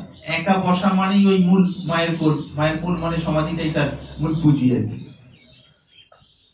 তো আস্তে আস্তে আস্তে আস্তে আস্তে আস্তে আস্তে ডুবের বিষয়টা হলো, ধরুন সকালবেলা 6টা, 6:30, 7টার আশপাশে বা একটু আগে, ঠিক হবে হবে এরকম আর কি, একটু বাহ্য জ্ঞান আছে। হঠাৎ একজন বুড়িমা এসে একটা পুরনো মানে মাটি ইত্যাদি লাগানো একটা পুঁটি নিয়ে, বাবা এটা আমি আসছি স্নান করে, উনি ভাবলেন যে কে ধরবে এটাকে, মাটির পুঁটি থাক, বুড়িমা এসে নিয়ে নেবেন সময়। ওই একটুখানি খেয়াল 2, 5, 10, 15 মিনিট কম বেশি পর আস্তে আস্তে আস্তে ডুব দেওয়ার ব্যাপারটা সকাল 6টা, 6:30, 7টার আশপাশে হলো। আস্তে করে যখন চোখ খোলা হলো, তখন বিকেল 4:30, 5টায় বসা অবস্থায়। কর্তা ভাব বলে গেলেই তখন আর বাইরের জ্ঞানের হিসেব মানে টাইমের হিসেব থাকে না আর কি। অন্য মানুষ বাইরে থেকে এই টাইমে এত ঘন্টা গেছে, অত ঘন্টা গেছে, তার মনে হয় ঘুমানো এবং জাগার ওই রকম টাইপের আর কি। সমাজের অনেক রূপ আছে, তাতে দর্শন আর বিভিন্ন দিকের বিষয় থাকে, আরো আরো অনেক রকম রয়েছে। বাইরের বিষয়টা এরকম। তো জাগার পর হঠাৎ আস্তে একটু পরে ধীরে ধীরে ধীরে শরীর আমি, এই বোধটা হালকা হালকা শরীর আছে, এটা আর কি। শরীর আমি নয়, প্রথমে হালকা কর্তার স্ফুরণ হয়, তারপর ধীরে ধীরে উল্টো ভাবে হয় আর কি। ফিরে আসার পর প্রথমে কর্তার স্ফুরণ হয় হালকা, অনেক কিছুর মধ্যে একটা আছে, ওই আছেটা ধীরে ধীরে আছিটা, তারপর আস্তে আস্তে আছিটার উপরে বুদ্ধি, মন, শরীরের যেন আবরণ হয়, আস্তে আস্তে হ্যাঁ এই আমি শরীর, এগুলো শব্দতে বলা যায় না সাধারণত, যাই হোক। তো ওই রকম হয়ে যাবে, তারপর আস্তে আস্তে আস্তে তখন এবার শরীর রিলেটেড স্মৃতি আসলো আর কি। স্মৃতি কি, পাশে ওই যে ওই পুটলিটা পুটলিটা পড়ে আছে, কেন তো সকাল থেকে বিকেল হয়ে গেছে, বুড়িমা এলেন না।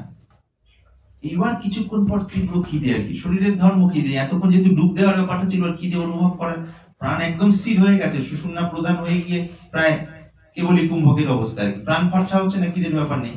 এবার জেগে ওঠার পরে এত সময়কার খিদের বিষয়টা, আবার শরীর সচল হয়ে যাওয়া, তখন সেটা জেগে উঠছে আর কি। সেটা যোগের ক্রিয়া আবার এদিক ওদিক করে দেওয়া যায়, সেই দিকে বলছি না। তখন যে খিদেটা কিছু দিয়ে মা কি সত্যি অভুক্তই রাখলেন, তাহলে এটা বলে অতিরঞ্জন বাড়িয়েই বলা হয়, তো ভক্তরা বলতেই পারেন বাড়িয়ে, ঠিক আছে আমি তো যা বোঝার বুঝলাম, এইরকম একটা মনে, মানে খুব অহংকার না, একটা যেন ভুল ভাঙলো, এবং তার সাথে হালকা একটা ব্যথা ভিতরে। জীবনমুক্ত মহাপুরুষদের অন্তরে শুদ্ধ ব্যথা, শুদ্ধ আনন্দ, এগুলো স্ফুরণ হয়। আর সমস্ত এগুলো দুটো স্ফুরণ হওয়ার যে ভূমিটা থাকে, নির্মল দ্বন্দ্বহীন ব্রাহ্মী স্থিতির ভূমি। সাধারণ মানুষের ভূমিটা থাকে দ্বন্দ্বযুক্ত ভূমি।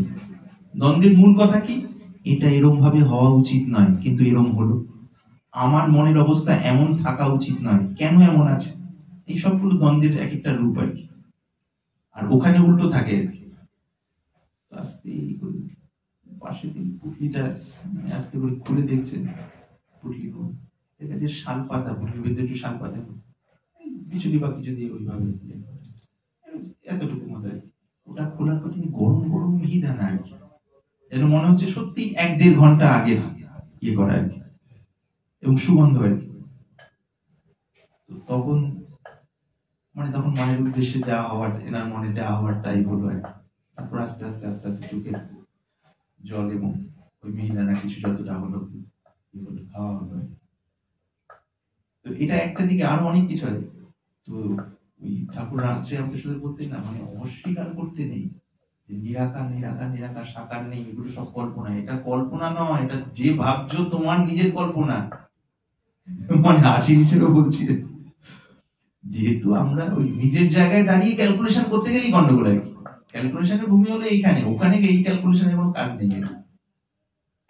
বলতেন না যে তার রাজ্য, তিনি সাকার হবেন, নিরাকার হবেন বা একাকার হবেন, সেটা তিনি জানেন আর কি, কখন কি ভাবে। কোনো ফ্রেমে বা ফ্রেমে যদি আমরা কনক্লুশন করে ফেলি, সমাধান করে, তাই তো এইটা দেখুন না, যুক্তিতেই তো, তার মানে তো আমি বুঝে গেলাম ব্রহ্মতত্ত্ব বা পরম তত্ত্ব। কিন্তু পরম তত্ত্বের বৈশিষ্ট্যই হলো যেটা বোঝা যায় না, সেখানে নিজে আস্তে আস্তে আস্তে আস্তে হারিয়ে যাওয়া হয়, নিজে মানে কর্তাযুক্ত জীব ভাবটা আর কি।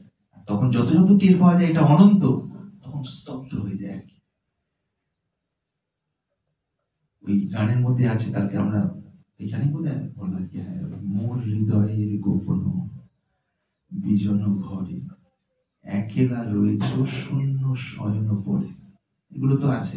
তারপরে এক জায়গায় আছে, এটা ভক্তির ভাব থেকে যখন এগুলো হচ্ছে ভক্ত, তার সঙ্গে যখন দেখা হবে তখন কি করবে, ভক্তির ভাবে উনি বলছেন প্রশ্ন আর কি, ভক্তির ভাবে যেন নিজের ভেতরেই প্রশ্ন, নিজের ভেতরেই উত্তর। তখন বলছেন, মিলাবো নয়ন তবু নয়নের সাথে,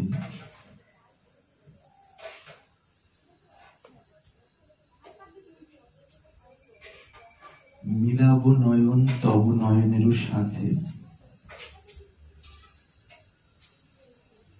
তারপরে খুব সম্ভব এমন, এ হাত রাখিব তবু দক্ষিণ হাতে, এইরকম আর কি।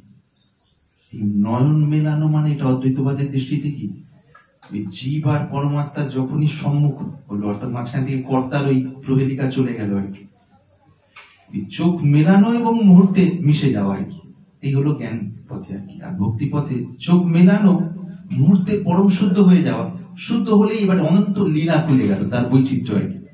দেখবেন আমাদের সবারই হৃদয়ে কিন্তু বৈচিত্র্য ভালোবাসে, রকমারি ভালোবাসে বিভিন্ন স্তরে।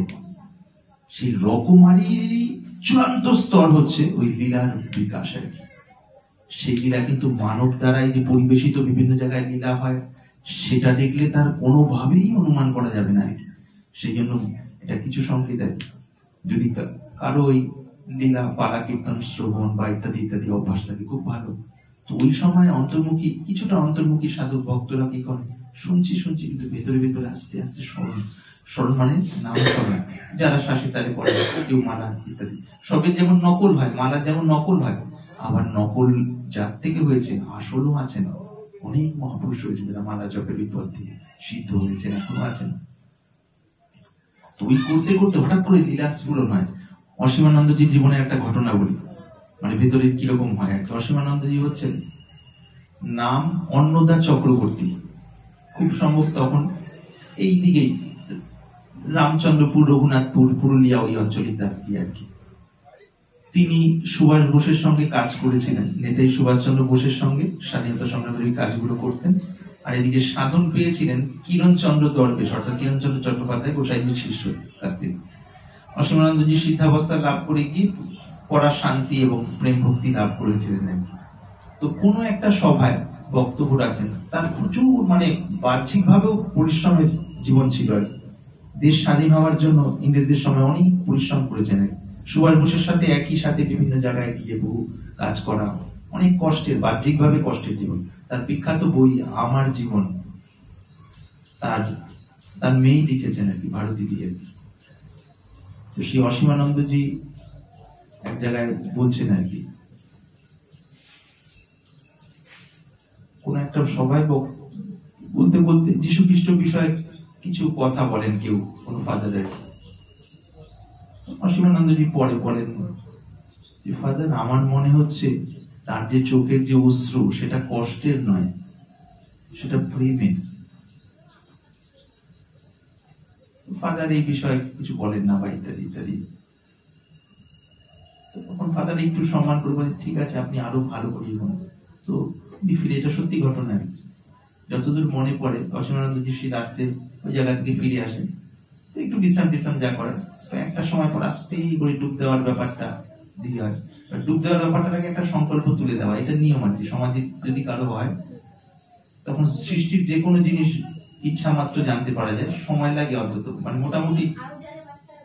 মোটামুটি ঘন্টা, 1.5 ঘন্টা 2 ঘন্টা হলে সুবিধা হয়, আওয়াজ না থাকলে ভালো হয় বেশিরভাগ ক্ষেত্রে।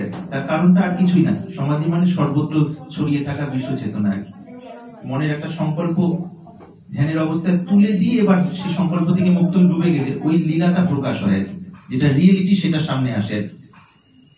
তো তখন একটা সময় পর দেখেন যীশু খ্রিস্টের একদম যীশু খ্রিস্টের যে ক্রুশবিদ্ধ করার ঘটনাটা পরিষ্কার দেখতে পাচ্ছেন। যে চিন্তা করে আমি ভাবছি যীশু খ্রিস্ট এমন নয় আর কোনো ভাবনার ব্যাপারই নেই। ভাবনা মানে নিজের কর্তার রং মেশানো আর কি।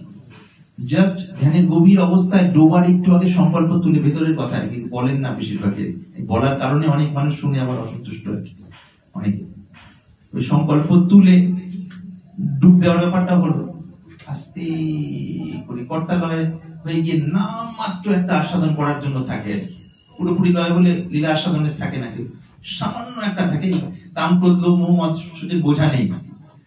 তো তখন আস্তে করে প্রকাশিত হলো এবং বলে যে বললেন না সাদা মাটা হয়ে বলে দীর্ঘ সময় ওটা দেখা হলো আর কি। তারপর উঠে দেখলেন একদম লাস্টে যখন ওই বৃদ্ধ হচ্ছেন, এবং যেমন ওনারা যেমন বলেছিলেন তার মধ্যে কিছু জায়গায় কল্পনা মেশানো আছে। একটা জায়গায় পর দেখলেন বলে না ওটা প্রেমের অশ্রু আর কি। উনি বলেছেন যে কষ্টের চোটে, যন্ত্রণার চোটে, এরকম খুব সম্ভব ফাদার এই ধরনের কিছুটা বলেছেন। কেউ আবার তার সাথে মানুষের কষ্টের বিষয়ে সেই কারণে ব্যথিত হয়ে আর কি, ইত্যাদি ইত্যাদি। তো যাই হোক, এই ব্যাপারগুলো কিন্তু আগে হতো, এখন হয় না বা আগামীতে হবে না নয়, কিন্তু শুধু একটাই কাজ, সবের চাবি একটা, কর্তা ভাবটি বলে যেন যেতে পারে। তার জন্য আমরা যেমন ভাবে মানে পেয়েছি যেটা করণীয় সেইভাবে করার চেষ্টা করি।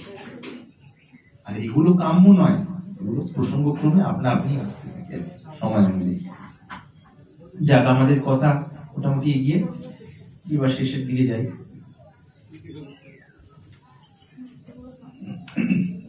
তো এখানে ধীরে ধীরে ভগবান শ্রীকৃষ্ণ বলছেন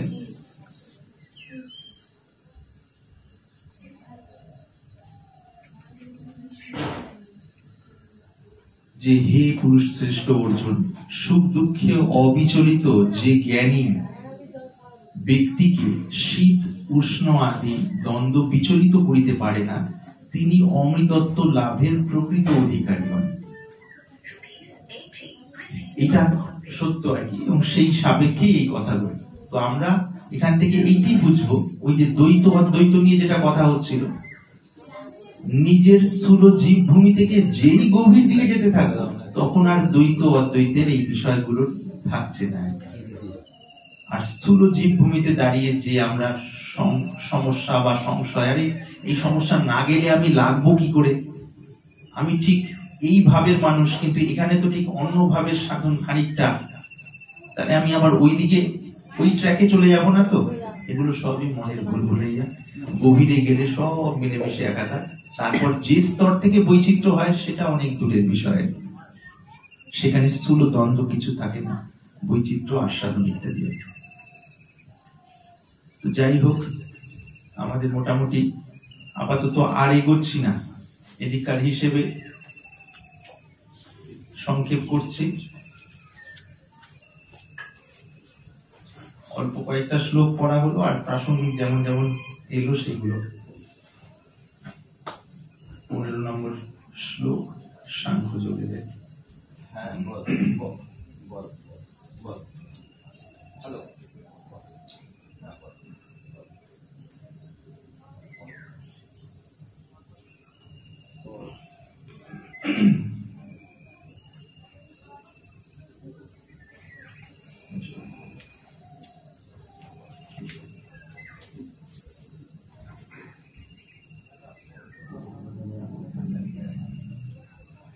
सर्वे भवन्तु सुखिनः, सर्वे सन्तु निरामयाः, सर्वे भद्राणि पश्यन्तु, मा कश्चित् दुःखभाग् भवेत्।